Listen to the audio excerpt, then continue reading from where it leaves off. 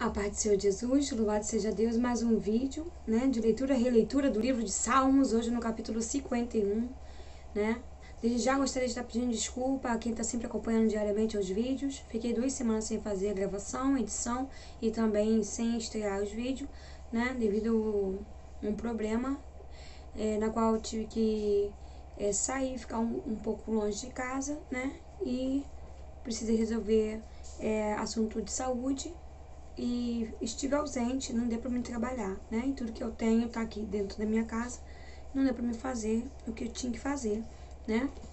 Mas desde já eu quero agradecer muito a todos que mandaram mensagem, né? E sentiram falta dos vídeos. Eu louvo a Deus pela vida de cada um inscrito, cada um que tem acompanhado, né? As leituras, né? Muito alegra meu coração, né? Vamos então para o que mais interessa. Você que tem a sua Bíblia, pega a sua Bíblia, vamos acompanhar a leitura, né? Neste capítulo, onde fala que Davi confessa o seu pecado, suplica o perdão e roga a Deus que lhe renove um espírito reto, né? Salmo de Davi para o cantor mor, quando o profeta Natã veio a ele, depois dele ter estado com Batseba, né? Sabemos que o profeta naquele tempo era como se fosse verdadeiramente Deus, né? A voz de Deus, né?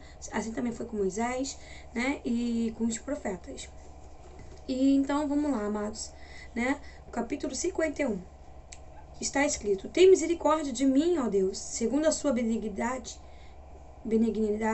apaga as minhas transgressões, segundo a multidão das tuas misericórdias, lava-me completamente da minha iniquidade, purifica-me do meu pecado, porque eu conheço as minhas transgressões, e o meu pecado está sempre diante de mim. Contra ti somente pequei, e fiz o que aos teus olhos parece mal, para que seja justificado quando falares e puro quando julgares. Eis que em iniquidade fui formado, e em pecado me concebeu minha mãe. Eis que amas a verdade, no íntimo e no oculto me fazes conhecer a sabedoria. Purifica-me com ensopo, e ficarei puro. Lava-me, e ficarei mais alvo do que a neve. Faz-me ouvir júbilo e alegria, para que gozem os ossos que tu quebraste. Esconde a tua face dos meus pecados e apaga todas as minhas iniquidades. Cria em mim, ó Deus, um coração puro e renova em mim um espírito reto. Não me lances fora da tua presença, não retires de mim o teu Espírito Santo. Torna a dar-me alegria na tua salvação. Sustém-me com um espírito voluntário. Então ensinarei os transgressores dos teus caminhos, e os pecadores a ti se converterão. Livra-me dos crimes de sangue, ó Deus, Deus da minha salvação, e a minha língua louvará altamente a tua justiça. Abre-se os meus lábios, e a minha boca entoará o teu louvor. Porque te não comprazes em sacrifício, senão eu os daria. Tu não te deleitas em holocausto. Um sacrifício para Deus são um espírito quebrantado, e um coração quebrantado e contrito não desprezarás, ó Deus. Abençoa Sião segundo a tua boa vontade, edifica os muros de Jerusalém. Então te agradarás de sacrifícios de justiça, dos holocaustos e das ofertas queimadas. Então te oferecerão novilhos sobre o teu altar. Louvado seja o nome do Senhor. Que capítulo maravilhoso, né? No versículo 9 e 10. Esconde tua face dos meus pecados, apaga as minhas transgressões, apaga as minhas iniquidades, né? E o 10. Cria em mim, ó Deus, um coração puro e renova em mim um espírito reto, né? Davi sabia que pagar com sacrifício, sem um arrependimento, um verdadeiro arrependimento, seria um sacrifício que não ia ser válido, né? Mas ele queria verdadeiramente um coração quebrantado, reto, um espírito reto, para que ele viesse ter o verdadeiro arrependimento e não cometer mais aquele pecado, né? Porque sacrifício por sacrifício, muitos faziam, mas verdadeiramente se arrepender do que cometeu, poucos faziam. Davi cometia os erros e ele não cometia os mesmos erros. Por isso é este segundo chamado coração de Deus, né? Por isso é chamado segundo coração de Deus, porque Davi tinha um olhar de Deus, tanto num olhar de misericórdia, quanto num olhar de piedade.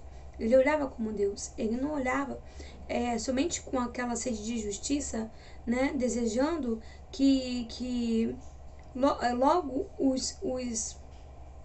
os ímpios, ou seja, quem voltasse contra ele, né, fossem mortos, né, fossem lançados fora. Não. Lembra quando aconteceu com Absalão? Ele orava a Deus, né, ele orou por aqueles que perseguia, que se sentava juntamente a ele, né. Muitos perseguidores de Davi tiveram misericórdia de Davi, né? Davi, ele não ia com espada, com lança. Primeiro ele usava da misericórdia. Davi era verdadeiramente segundo o coração de Deus, né? Isso tem muito a nos ensinar, né? Mas por quê? Porque Davi, ele sabia que o cair, o homem, ele se inclina para cair, ele se inclina para falhar, para errar, né? E Davi, ele sabia. Imagina você, como mãe, como pai, por exemplo, né? Ou você que é filho, olha o seu pai e sua mãe e você diz, nossa, são boas pessoas, são bons filhos, são bons pais, são bons irmãos. Mas aí do nada você vê eles entrando num pecado, entrando numa situação meio embaraçosa. Em outro tempo você olharia aquilo ali e você talvez você julgasse com palavras pesadas, com julgo pesado, né? Mas como agora isso aconteceu dentro da tua parentela ou até dentro do teu próprio, da tua própria casa, aí você já olha com mais misericórdia, né? Pedindo a Deus misericórdia. Senhor, né? Olha o teu pecado que praticou. Porque antes, amados, antes era olho por olho, dente por dente. Um filho, quando ele errava, ele tinha que ser apresentado, né? Diante do sacerdote, né? E ali tinha uns que ia para a morte, dependendo dos erros.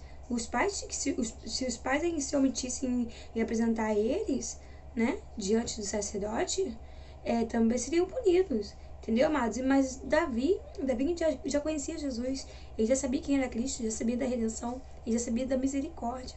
A gente também já leu em Salmos aqui, né, que Davi, se não me engano, a gente já leu aqui, né, na nossa campanha, sobre Davi, ele comer, né, do alimento que era somente para os sacerdotes, e ele comeu. Davi, ele sabia, ele já conhecia Deus. Ele não errou, não foi algo planejado.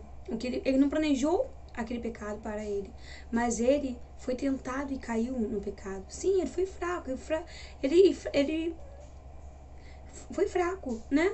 Muitos comparam a Davi a José, por exemplo, né? Que José resistiu tremendamente, né? Tudo aquilo, né?